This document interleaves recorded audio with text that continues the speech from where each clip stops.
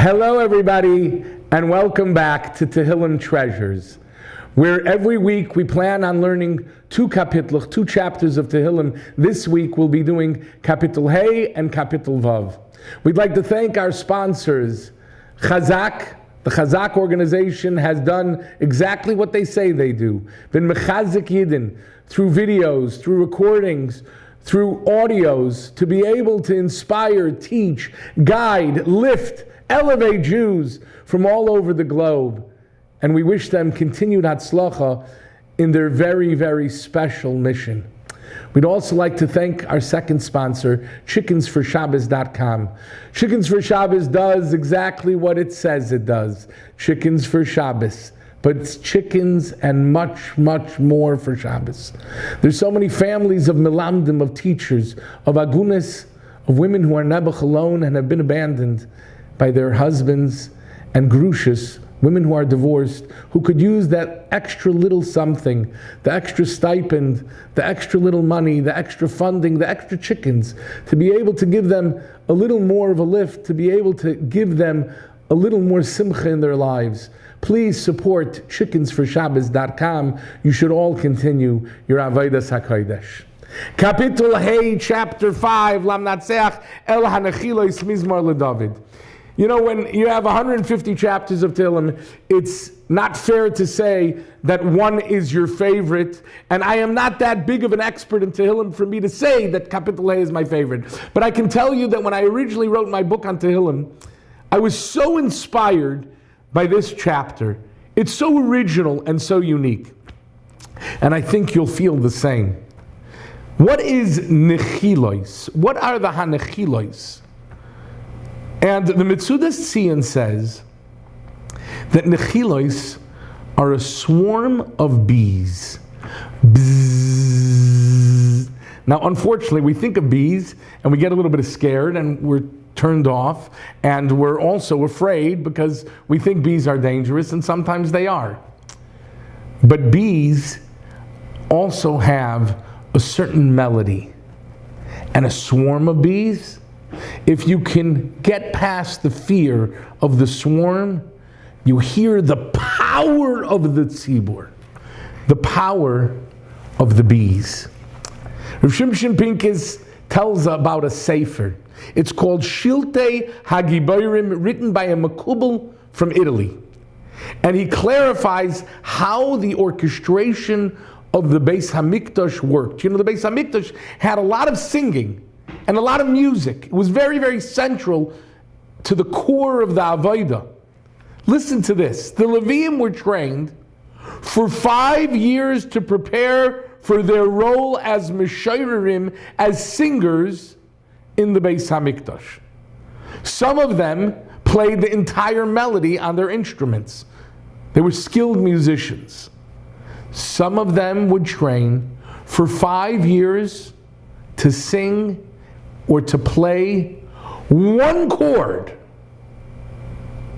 You know, I always think about the orchestra where you have in the corner of the orchestra the one guy who's playing the triangle. I don't know if you've ever seen that instrument, but there's a skill to it, a real skill to it. I don't know the skill. I don't know the malacha at all.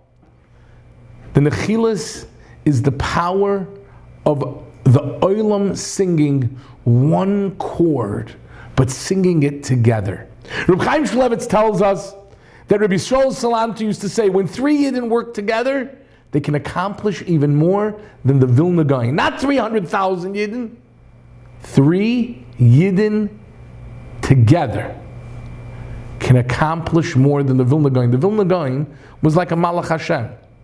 He was the greatest person of his generation, or in many generations. He was like an angel. 3 Yidden are greater, says Rabbi Yisrael Salanter. And I want to share with you a story. The story took place in 1929 after the Hebron massacre. The Hebron massacre was a terrible story with 69 men, women, and children were butchered by a group of maniacal and bloodthirsty Arabs. Mamish butchered. I recently read an account of it. It's too gruesome to tell over. But imagine to yourself the most horrific and terrible tzara possible. And then 6 weeks later was Rosh Hashanah. And the Bachrim had come. Some of the Bachrim of Mir Yeshiva were killed.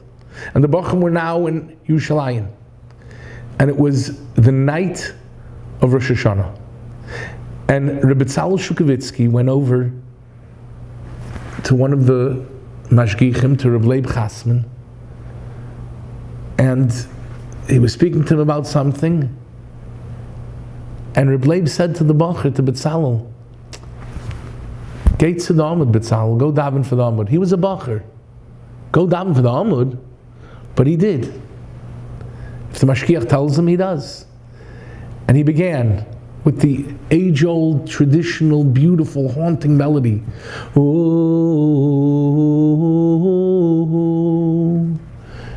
And he sang together with the Olam, who was beautiful. And he came to the first bracha of Hamariv Aravim, and he had no problem. But then he came to the second bracha. Ki heim chayenu v'yoyrech yomeinu uvohem negei yoimam v'loylo. And then he stopped at the words v'yavoscha al tosir mimenu loylomin. Your love, you should never ever take away from us, Hashem.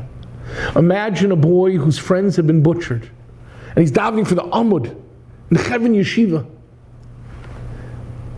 And he tries to get the words out, he can't.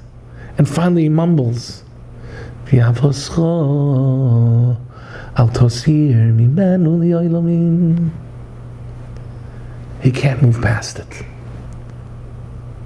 And he's crying. And then he looks to the right. And he looks to the left, and he's surrounded by his chaverim. And then together, they thunder. V'yavoscha al tosir mimenu li'olamim. Because sometimes as an individual, it's so difficult. But as a tzibur, when we're supporting each other, we can thunder the most beautiful melody, and Hashem understands that we're crying out to Him and we're telling Him, Hashem, never, ever, ever let your love leave us. And it won't. We now move on to the next kapitel, Kapitel Vav.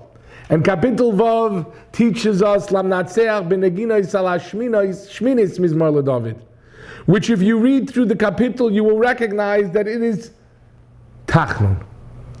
And Tachnun is David HaMelech crying out to Hashem and asking Him for His forgiveness. Why? Because David HaMelech made a mistake. At least that's what it seems like. Because David HaMelech had sent Bathsheba's husband to the front lines where he got killed. It appeared that he was just interested in Bathsheba, but the Gemara tells us, Kol mi sha'amar David chayta eina ela toya. If you think David HaMelech sinned, you're making a grave mistake. But that's what it seemed like, and David HaMelech was held accountable for his mistake. Well, he was sick. And David HaMelech was aware, he understood that his sickness was a sign of HaKadosh Baruch Hu punishing him, and all he wanted from Hashem was forgiveness and acceptance. You know, when we say a Mishaberach, we talk about people have a sickness, a choilas hanefesh, not just a choilas haguf, not just a sickness of the body, not just an infection in the body, but an infection of the soul, and we ask for refuas hanefesh.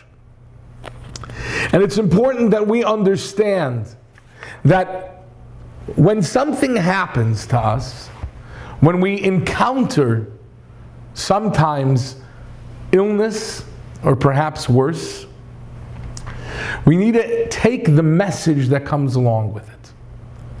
Hashem loves us more than anything. We've repeated this a few times already in Tehillim Treasures, that HaKadosh Baruch Hu loves us more than anything.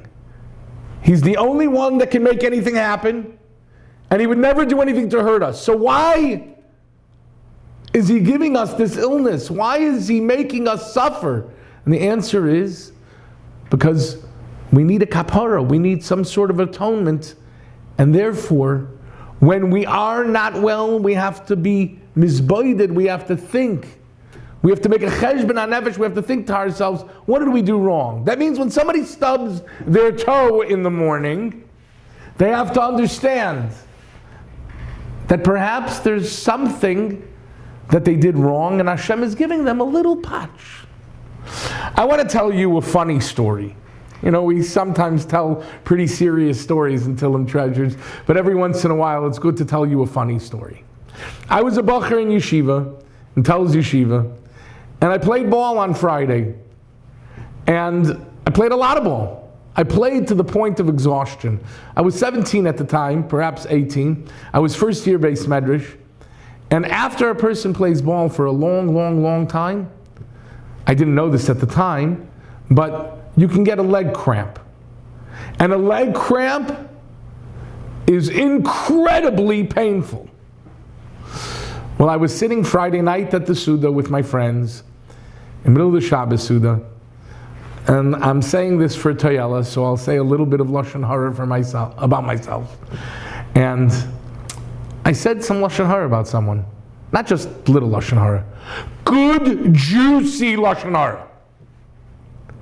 And suddenly, for the first time in my life, I had a leg cramp. Not just a leg cramp, but I'm telling you, it was I thought there was a demon that went inside of me. I was like, oh! Grabbing my leg, hopping around the room, embarrassing myself.